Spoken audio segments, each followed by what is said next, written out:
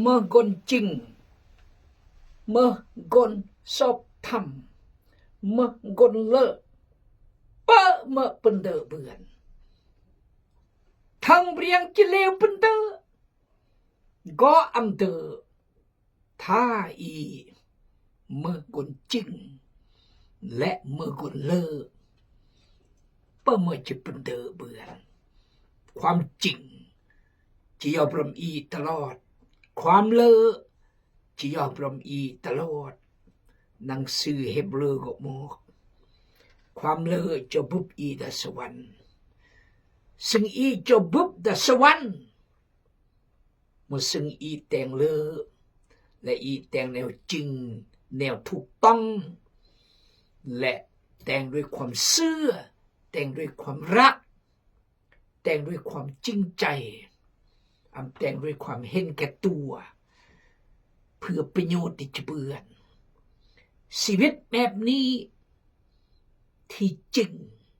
เลอและถูกต้องบริสุทธิ์รัก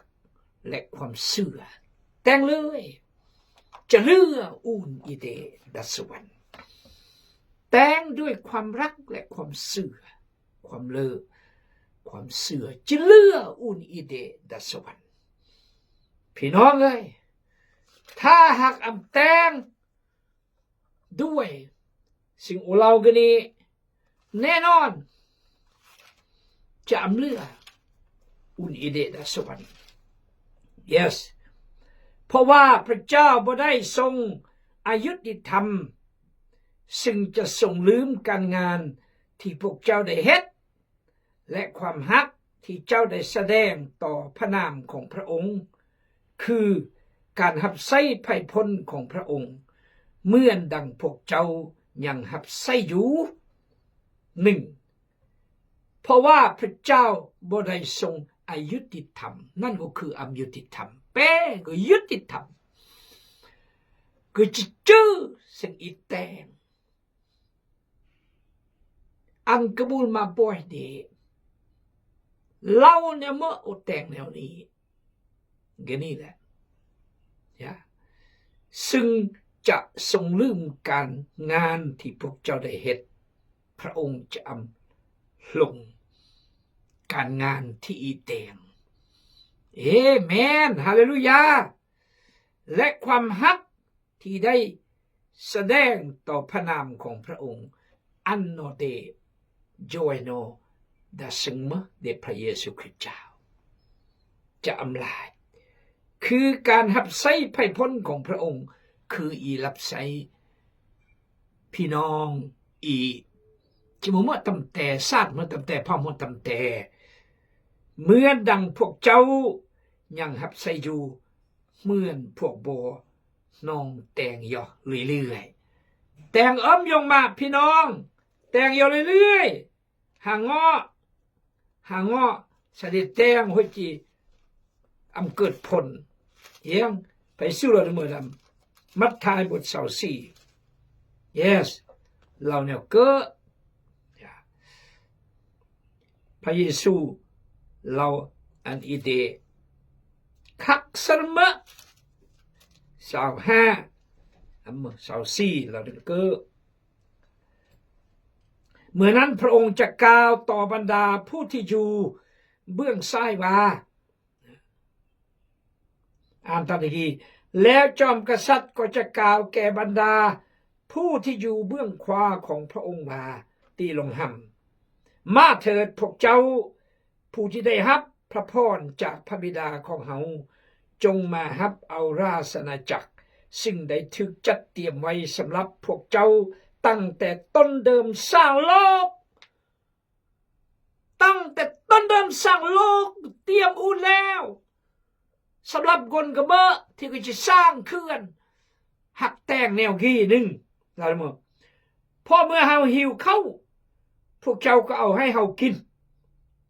เมื่อเฮาหิวน้ำพวกเจ้าก็เอาให้เฮาดื่มเฮาเป็นแขกบ้านพวกเจ้าได้ต้อนรับเฮาไว้เฮาเปื่อยกายพวกเจ้าก็เอาเครื่องให้เฮานุ่งห่มเฮาเจ็บป่วย พวกเจ้าก็ได้มาเบิ่งแยงเฮาอยู่ในคุกพวกเจ้าก็ได้มาเยี่ยมยามเฮาป้าโถเปิดเครื่องวันอันเพียงแต่คุกอยู่หึบจู้เสียงหม้ออยู่หึบเปิดมาจะมาอันแล้วฝ่ายพวกผู้ชอบธรรมก็จะตอบพระองค์ว่าพระองค์เจ้าเอ๋ยเมื่อใดพวกขน้อยเห็นพระองค์หิวเข้ายำเมื่อไอวิเมวลุยยำเมื่อและเอาน้ำให้พระองค์ดื่มเมื่อยามเมื่อใดพวกขน้อยเห็นพระองค์เป็นแขกบ้านและฮับต้อนพระองค์ไว้หรือเห็นพระองค์เปื่อยกายและเอาเครื่องให้พระองค์นุ่งห่มเมื่อใดพวกขน้อยเห็นพระองค์เจ็บป่วยหรืออยู่ในคุกและไปเยี่ยมยามพระองค์จอมกษัตริย์จะตอบว่าเฮาบอกพวกเจ้าตามความจริงว่าเมื่อพวกเจ้าได้เฮ็ดสิ่งเหล่านี้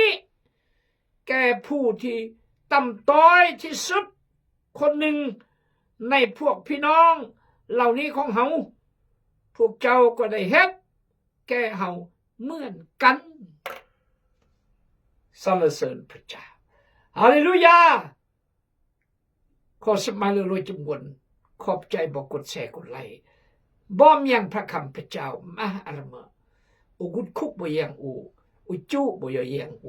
อุปเมื่อวันเต็มโกบ่อนุทีอุปมาจิมาบ่อนุเปและโออบันหาบ่ยังโยแกไม่ยำอุแต่งอันเมดีพ่อเมตื่นเขื่อนสวรรค์บน2,000 ปลายปีแล้วพระเยซูล่ะมั้งบ่แต่งอันกุนแย่มาบอยก่อนรู้ก่อนเพียงพิเดเฮบังบิปอกเอาบังบิจับฮับบังบิกอกคุยบ่น้องจับน้องกอกน้องแย่งน้องเปลน้องจอยโอ้พี่น้องเอ้ยอีกอจิจอยคนก็จอยตี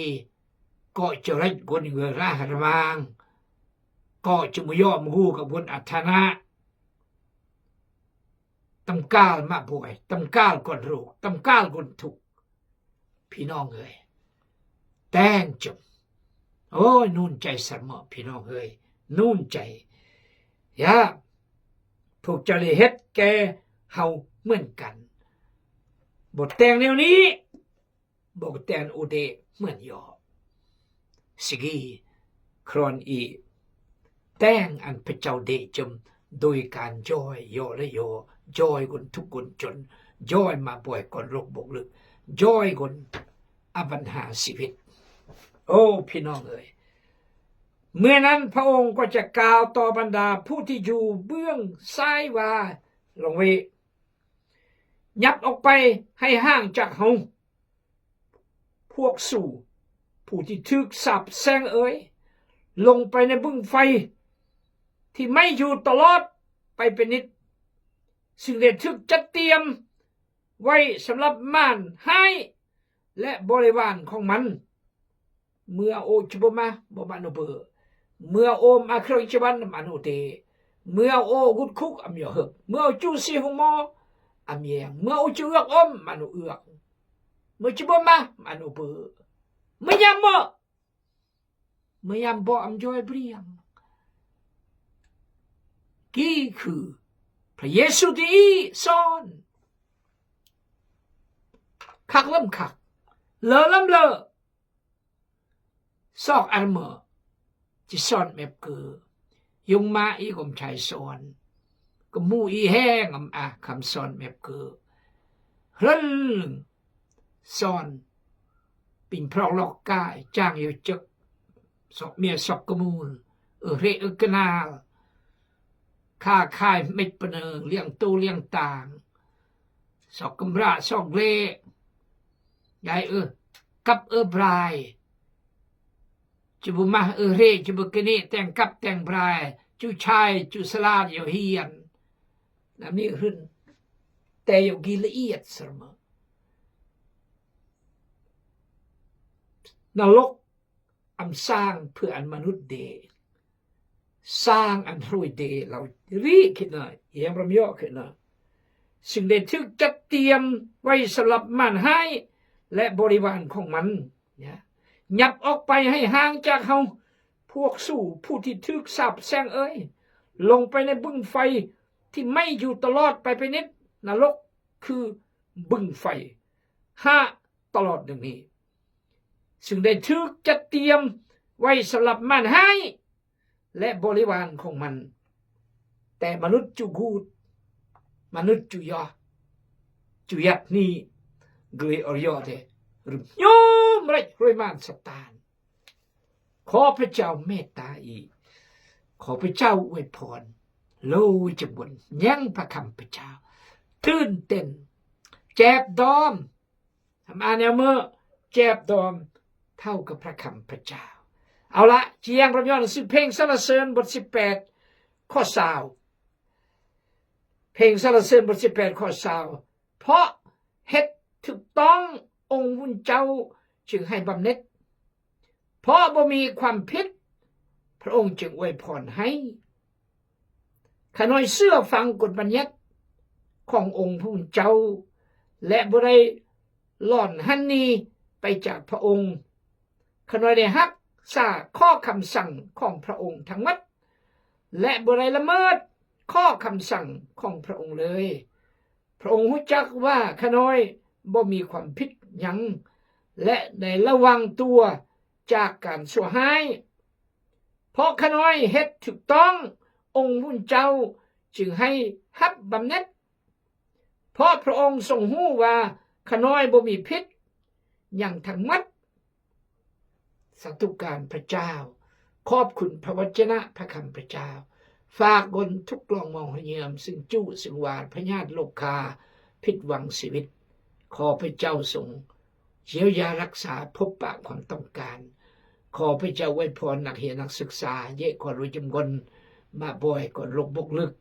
ขอพระเจ้าสุขไว้พรภาครัฐการนำพาประเทศชาติบ้านเมืองและทั่วโลกขอพระเจ้าทรงนำอธิษฐานขอสติปัญญาขณะเดอธิษฐานในยืมพระสุกิจเจ้าอาเมน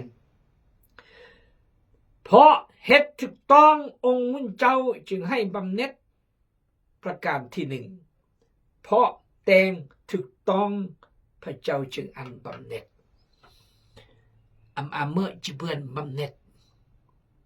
โดยง่ายบำเหน็จเมื่อค่าจ้างที่อีแต่งเวียกแต่งการหุ่นเบือนแต่ละเดือนเมื่อบำเหน็จพิเศษย้อนอีแต่งเลอย้อนอีแต่งสัตว์ซื่อย้อนอีใจใส่หงจักหงงานเนาะเบียงเรื่องอิ่มตะเลิกเบียงเรื่องดูโลยอีดูกวาดแยงไฟฟ้าเป็นบีดหลังจากนี้กึ่ล็อกโลยนายนี่สังเกตกุญหรือลูกน้องเดนายนี่กุญ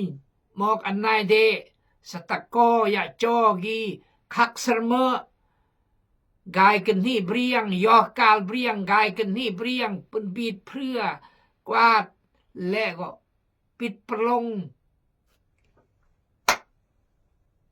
ท้ายปีเฮ้ยบำเหน็จอันไม่ได้15 ล้านค่าเมสัตซื่อแปลเลียงบริษัทโดยโอมไม่ได้ตั้งเมแต่มีอาหารเยื่อมนี่คือบำเหน็จพอเหตุถูกต้ององค์มุนเจ้าจึงให้บำเหน็จพอบ่มีความผิดพระองค์จึงอวยพรให้ถูกต้องเบิ่นบำเหน็จพอมาความผิดพระเจ้าอวยพรกบ้านแล้วพี่น้องกบ้านแล้ว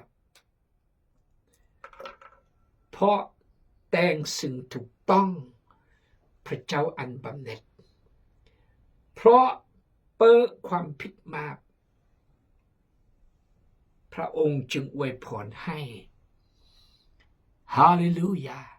สรรเสริญพระนามสรรเสริญพระนามสรรเสริญพระนามพระเจ้าอาเลลูยาอาเลลูยาขอพระเจ้าอภัยถ้าอีหักแตงสิ่งที่ถูกต้องและ น้องอภิษอมาบขอพระเจ้าอภัยและอิสรภาพต่อพระเจ้าพี่น้องเอ๋ยเพราะอิจเบือนบำเหน็จและเพราะอิจเบือนพรพระพรพระเจ้ากระดอนอุนอีเดกระดอนอุนลอยยิ้มกนที่รักและสัตย์ซื่อต่อพระเจ้าขอพระเจ้าอวยพร3ขน้อยเสื้อฟังกฎบัญญัติขององค์หุ่นเจ้า3เสื้อฟังกฎบัญญัติแด่พระเจ้าประการที่3ต่อยะและบ่ได้ลอนหันนี่ไปจากพระเจ้า4อำเภอเดเตอร์ดูจากงอดเดพระเจ้ายอสกันกี่คือกนจะเบือนบำเหน็จและจะเบือนพระพรจะฟังกฎบัญญัติและอำเภอดูจากงอดพระเจ้าอันเมื่อกนผู้รับใช้พระเจ้าคริสเตียนดูจากงอดพระเจ้ามือกนก็จะลางไงจะรอขอโทษยุงที่ได้ดูจากงอดพระเจ้ามากปีรถเป็น20 ปีบ่ที่นี่เวรกายก็จะลางดอมเสมอเล่าเสมอเมื่อยัดเมื่อแต่ความจริง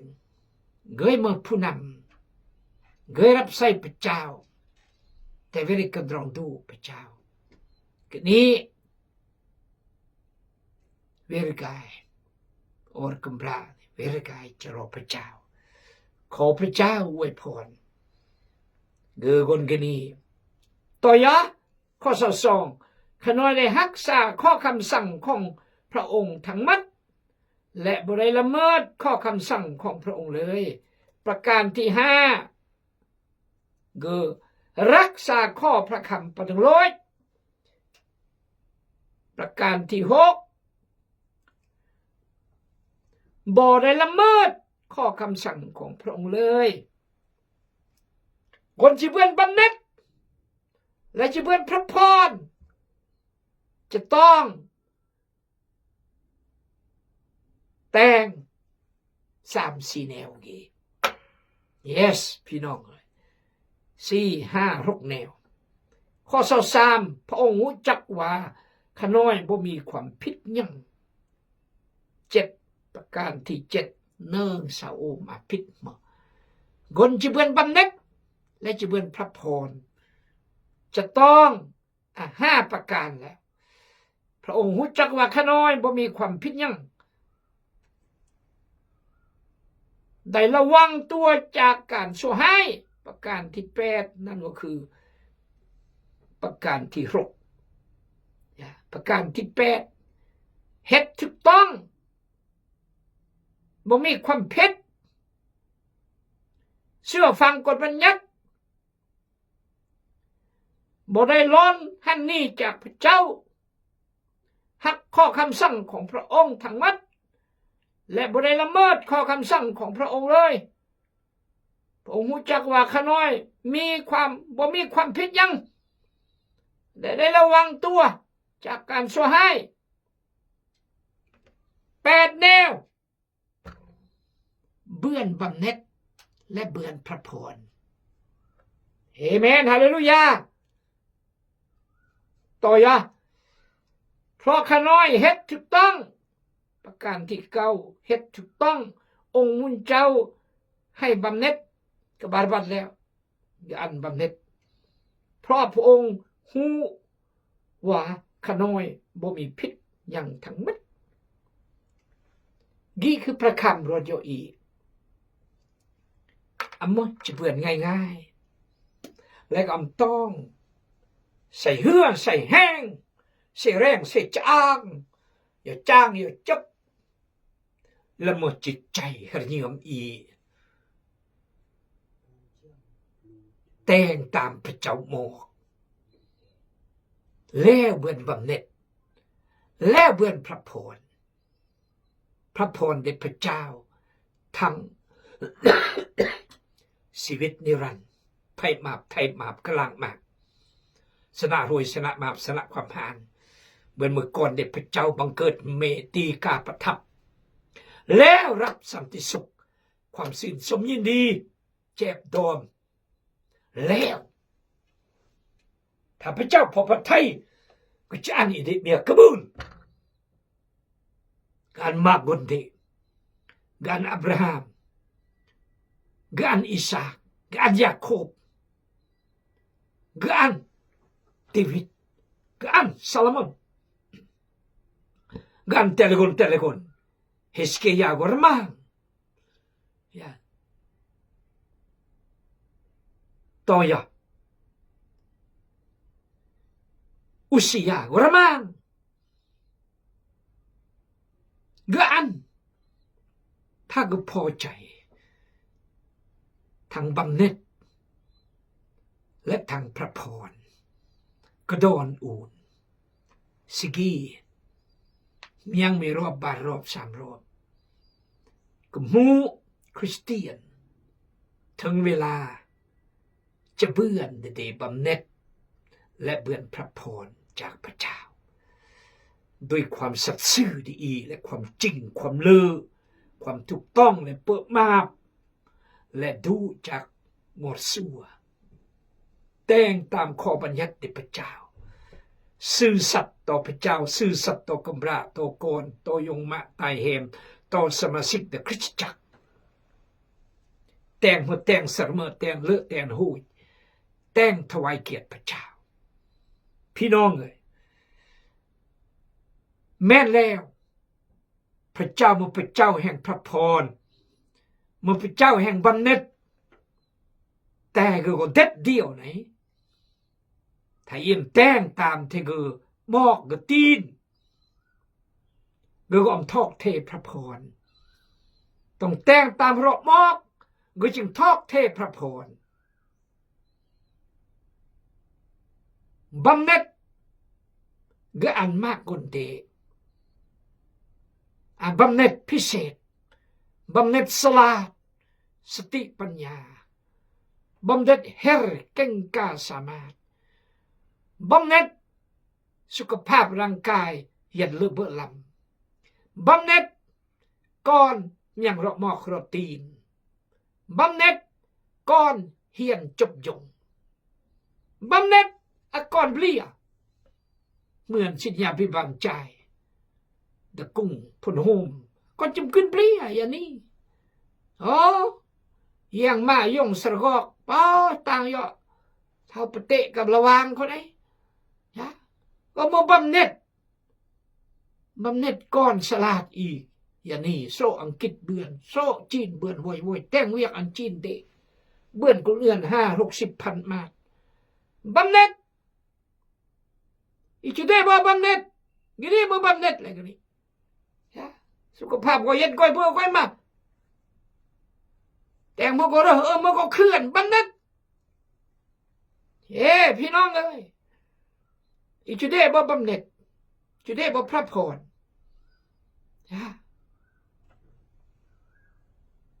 บำเหน็จตำแหน่งสิทธิพิบาลบำเหน็จพี่น้องรักพี่น้องจอยพี่น้องเคารพนับถือ